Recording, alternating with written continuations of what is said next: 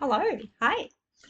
All right, welcome to Story Time. I'm going to be reading from my book, Quintessential Chaos, which is quite an eclectic mix of all sorts of my creative things. So there's artworks in here, there's poetry, there's stories, um, photographs, bit of everything really. So we'll start with a rather odd little poem called Dark Days. Once I walked straight and tall in the light, none could overshadow me for long, until, alas, the affliction. Death would be kinder than this, slow, cruel disease that takes from me all that was light and leaves only darkness. Dark days, my friend. The darkness has overcome me. At last it has entirely engulfed this lost soul. But wait, no, one tiny glimmer remains. It must, for I live still. I reach out, trying to turn on the light, but alas, the globe has blown. Dark days indeed. I wrote that one November the 14th, 2003. So then I've written a little story afterwards. This one was a bit of a in joke. There was a lot going on around that time with war and terrorism, and I was studying psychology at uni. Myself and others would support each other in online study groups, and back then we were probably using ICU, which some of you may remember. That was the messaging service that we had back then. There was no Facebook and Facebook Messenger. ICU was, we thought that was pretty cool. Yeah, I've just got, remember those childhood days? This is for the older ones amongst us, the older ones in the audience. Remember those childhood days of the family driving to the local public phone box to make a phone call? Ha! Imagine real-time chats online. We were like mind blown. What the hell? It was like a magic miracle back in the day. Anyway, at that time, as I said, there was some bad things going on, so we used a lot of dark humour to help process some of the shocking and scary things happening in the world.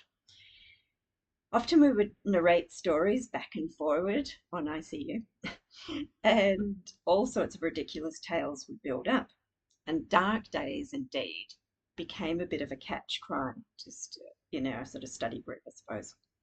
And it would bring a bit of a sense of relief to times of fear and worry.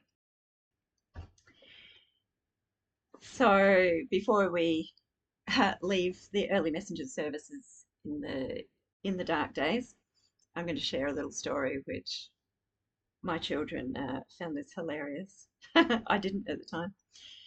There was one time I was chatting to a study buddy and also to a nice lady from a little online group of women that I chatted to.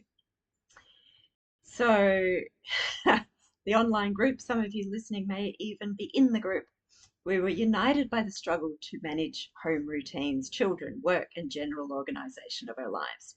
And what we had in common was that we had found Fly Lady.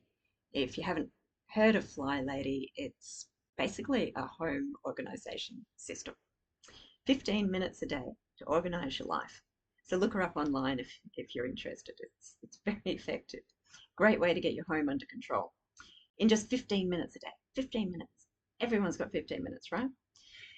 So there I was, anyway, being very modern, having two different conversations in this magical online messenger miracle, this weird thing. So one of the chats was with a dark, humoured psychology student. So it was all about dark days indeed, and bad jokes. And the other one was with a lovely mother and homemaker. We were talking about household routines. And of course, the inevitable happened. I was also studying and distracted and replying as the conversation windows activated. I had changed my profile pic to Captain Jack Sparrow, and my uni mate fired back, "Oh my God, you've changed." Hilarious to a fault, I replied without hesitation. "Yeah, I bet you think I'm sexy now and can't resist me." I may have put in a few more choice words in that sentence, to be honest. It might have been a bit edgier than that. But I didn't write it in my uni friends chat window, of course. My other lovely conversation had also popped up, and I had replied there in response to some sweet and kind comment. I'd made this I'd made this questionable response. I literally wanted to set the computer on fire and throw it out the window. I really did. I was sitting there just staring at it. I was just like, oh my God, what do you do? There's no take backs. There's no take backs. No, I did consider throwing it out the window. And my children noticed that I was sitting there staring in horror, and they're like, haha, let's go and find out what's happened. What has befallen our mother? So when I told them what I'd done, they fell about laughing. They were absolutely hysterical. They thought it was very, very funny. And my daughter, bless her, sagely suggested that I politely apologize and explain that it was meant for someone else. I pointed out it wasn't really much better as the crass message was still there, but I did take the advice. It was either that or destroy the computer and never go online again. So, as I'm here with you, clearly I didn't do that. And my sweet friend sent back, Angela, you're so funny. Bless her.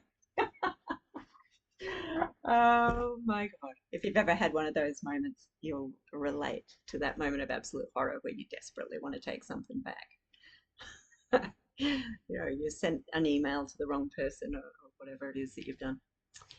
Anyway, thanks for joining me for a quick story time. See you next time. Bye.